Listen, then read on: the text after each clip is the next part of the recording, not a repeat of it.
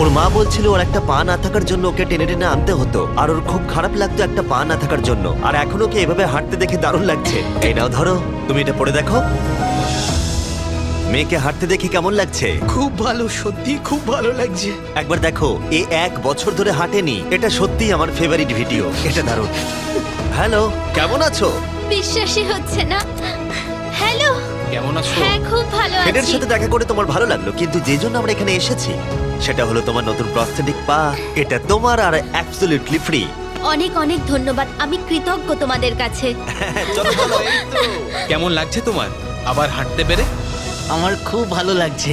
আর ইকুয়েডরে এইভাবে 50 জন বিকলাঙ্গকে সাহায্য করার পরে ডেভিড আমাদেরকে তার ফেভারিট রিচুয়ালের কথা বলল। আমরা চাই ওরা চড়ে দেখাক ওই পাহাড়টাতে। আর আমরা এখন নতুন প্রস্থেটিক নিয়ে এই পাহাড়ে উঠবো। যদি ওরা এই পাহাড়ে উঠতে পারে তাহলে ওরা দৈনন্দিন